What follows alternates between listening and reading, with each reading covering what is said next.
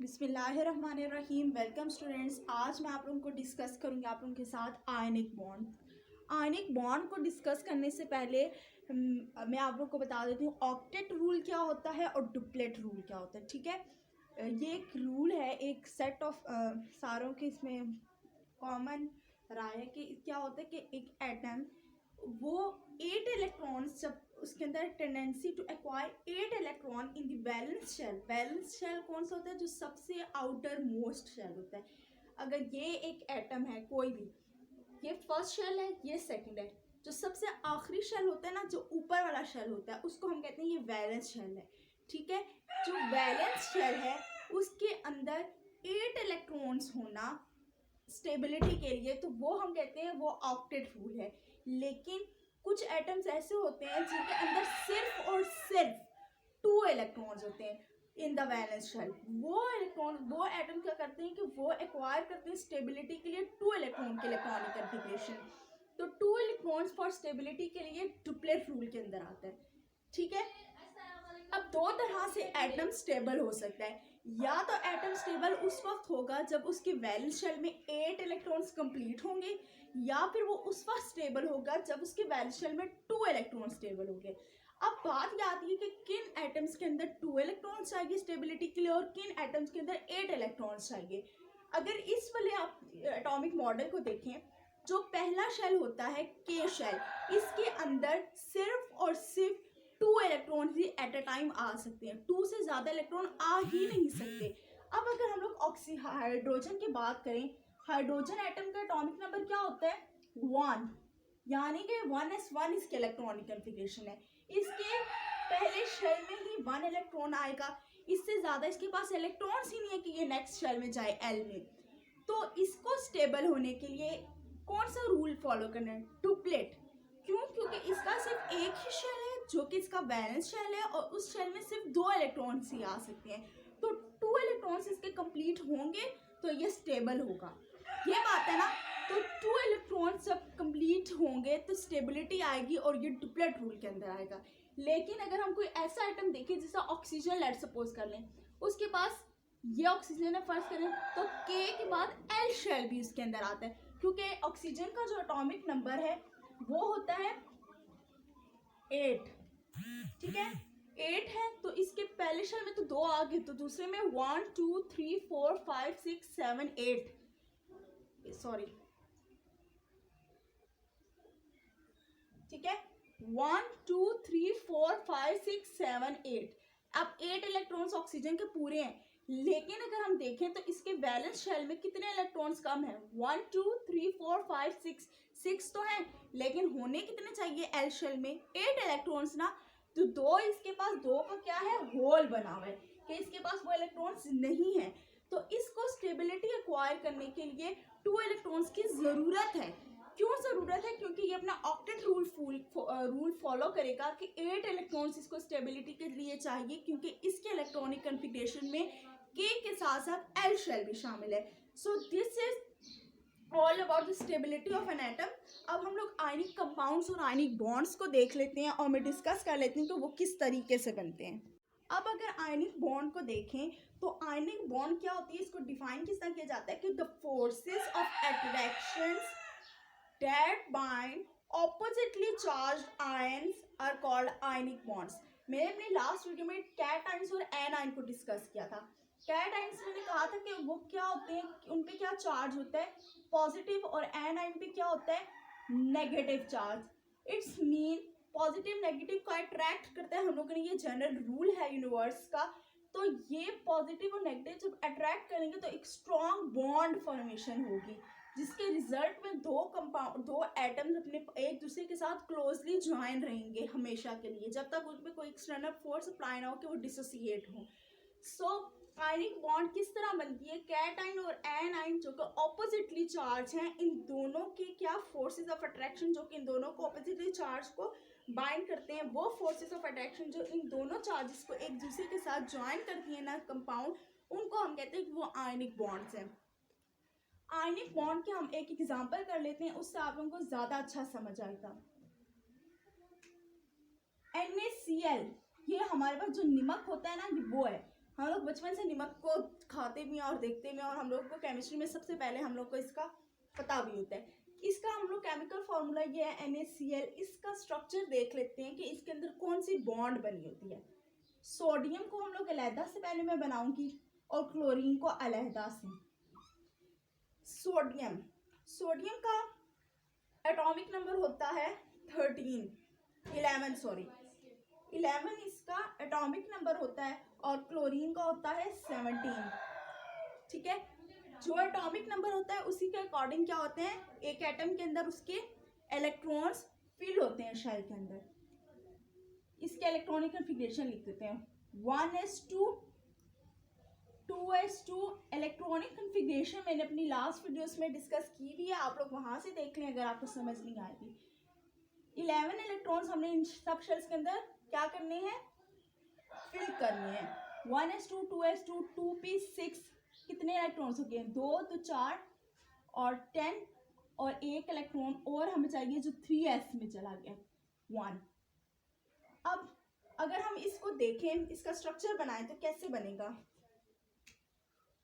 ये सोडियम है, K shell यानी कि 1s, कितने इलेक्ट्रॉन्स हैं 2 1 2, और K शेल में आप ही मैक्सिमम कितने इलेक्ट्रॉन्स सकते हैं, सिर्फ और सिर्फ 2 ही इलेक्ट्रॉन्स।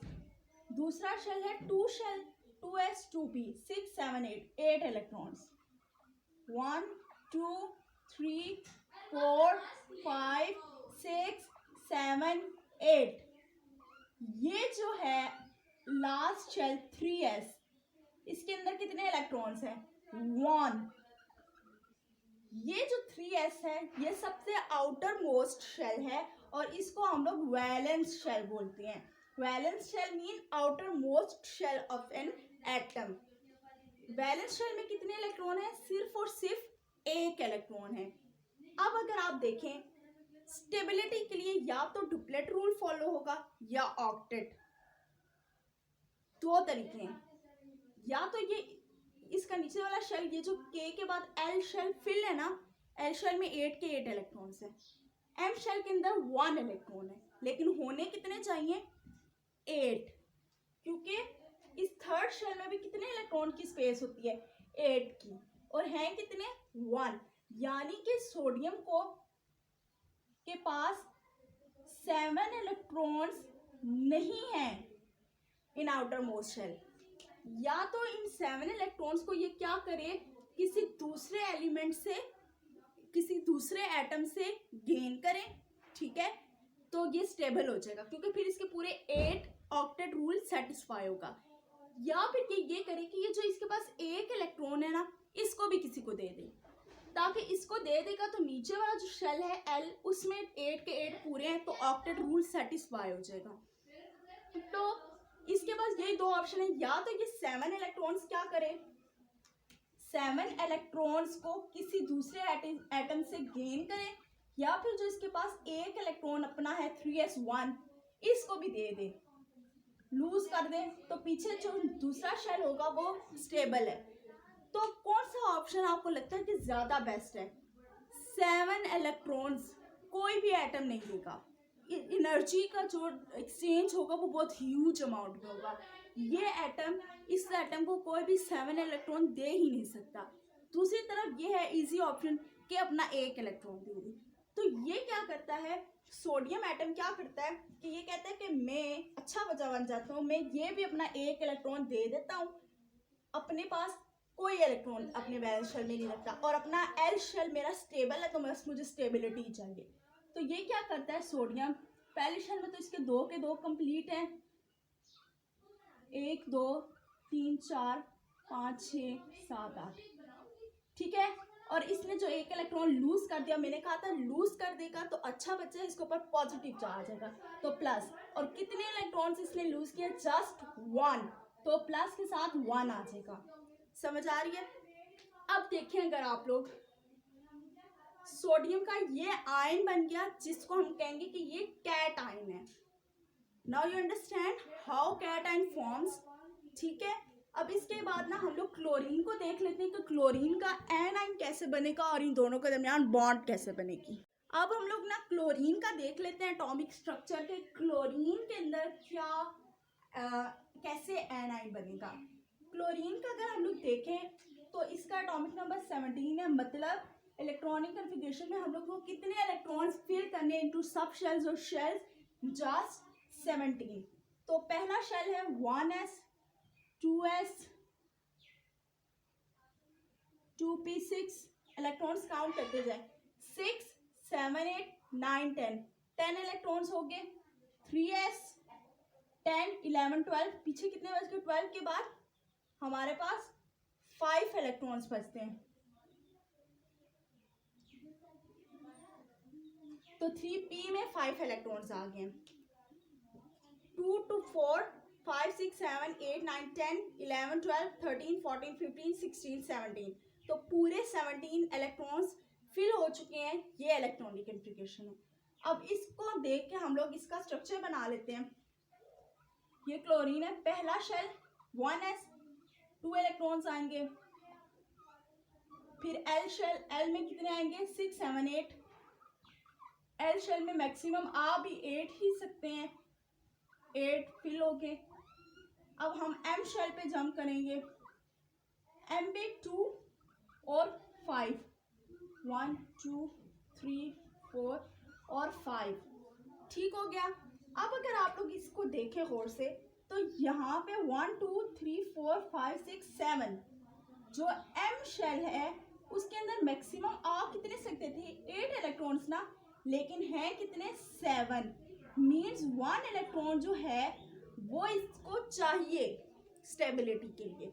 अब इसके केस में वापस 2 केसेस बन सकते हैं, या तो ये 1 इलेक्ट्रॉन किसी से गेन करे, या फिर ये अपने 7 इलेक्ट्रॉन जो बाकी हैं इसको लूज कर दें, तभी ये स्टेबल हो सकता है ना। क्योंकि इसके वैलेंस शेल अगर आप देखें तो वैलेंस शेल में 7 इलेक्ट्रॉन्स हैं। या तो इसको 1 इलेक्ट्रॉन चाहिए, कोई और एटम इसको दे दे, या फिर ये ऐसा करे कि 7 के 7 किसी को दे दे और ये अपना नीचे वाला शेल इसका जो है एल वो स्टेबल है, तभी तो ऑक्टेट रूल सेटिस्फाई होगा। अब कौन सा ऑप्शन ज़्यादा सूटेबल है? 7 इलेक्ट्रॉन लूज करना या फिर सिर्फ 1 इलेक्ट्रॉन ले लेना, 1 इलेक्ट्रॉन गेन। सो ये क्या करता है, किसी दूसरे एटम से क्या कहता है कि मुझे 1 इलेक्ट्रॉन दे दो, और यहाँ पे ना ये 1 इलेक्ट्रॉन किसी दूसरे एटम से ले लेगा।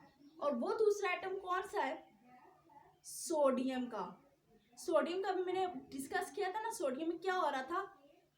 7 इलेक्ट्रॉन्स ने या तो लेने थे या 1 इलेक्ट्रॉन देना था। तो उसने क्या कहा था कि मैं कैटायन बना लेता हूँ, मैं अपना 1 इलेक्ट्रॉन दे देता हूँ। तो सोडियम ने अपना 1 इलेक्ट्रॉन जो दिया था वो इस क्लोरीन ने ले लिया। अब इसका एनाइन किस तरह फिर बन जाएगा? जब इसने इलेक्ट्रॉन लिया तो इसका स्ट्रक्चर कैसे बनाएंगे हम? क्लोरीन 1 2 के शेल में, एल में 1 2 3 4 5 6 7 8, और एम में भी 1 2 3 4 5 6 7, और ये 1 इलेक्ट्रॉन जो इसने सोडियम का ले लिया, ठीक है। और इसके ऊपर इसने लिया है ना तो ये गंदा बचा, इसके पास नेगेटिव चार्ज, और कितने इलेक्ट्रॉन लिए? जस्ट 1, तो 1, तो ये एनाइन बन गया। अब हम लोग देख लेते हैं कि सोडियम का मैंने अलग से आपको बता दिया, क्लोरीन का भी अलग से बता दिया। अब इन दोनों का एक साथ बताऊंगी कि कैसे इनके अंदर बॉन्ड फॉर्मेशन हो रही है। अब हम लोग देख लेते हैं कि सोडियम क्लोराइड कैसे बन रहा है। ये सोडियम है, ये क्लोरीन है, ठीक है। सोडियम में कितना एटॉमिक नंबर था? सोडियम का 11, और क्लोरीन का कितना था? 17। 11 इलेक्ट्रॉन्स है, 1 2 3 4 5 6 7 8 9 10 और 11। 17 है, 1 2 3 4 5 6 7 8 11 12 7 8 9 10 11 12 13 14 15 16 और 1 17। इसके स्ट्रक्चर को नोटिस करें तो आउटर मोस्ट शेल में सिर्फ एक ही इलेक्ट्रॉन है, जो कि ये क्या करेगा? दे देगा किसको? क्लोरीन को। क्यों देगा? क्योंकि स्टेबिलिटी के लिए इसके पास 2 ही ऑप्शन थे, या तो ये अपना 1 इलेक्ट्रॉन दे दे या 7 इलेक्ट्रॉन्स ले। तो इसने क्या किया? मैं 1 इलेक्ट्रॉन दे देता हूँ, और क्लोरीन के आउटर मोस्ट में 7 इलेक्ट्रॉन से इसको 1 इलेक्ट्रॉन की जरूरत थी, तो वो इलेक्ट्रॉन किसने इसकी रिक्वायरमेंट फुलफिल की? सोडियम ने। 1 इसको देना था, इसने 1 लेना था, तो दोनों ने कहा कि हम दोनों बॉन्ड बना लेते हैं क्योंकि हम दोनों के पास एक ही तरह की चीज़ें हैं। तो इसने जब दे दिया तो इसके ऊपर +1 का चार्ज आया और आउटर मोस्ट शेल में कोई इलेक्ट्रॉन नहीं रहा।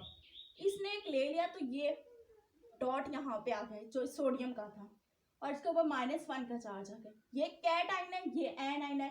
पॉजिटिव नेगेटिव के साथ अट्रैक्ट रहेगा, एक साथ जुड़ा रहेगा।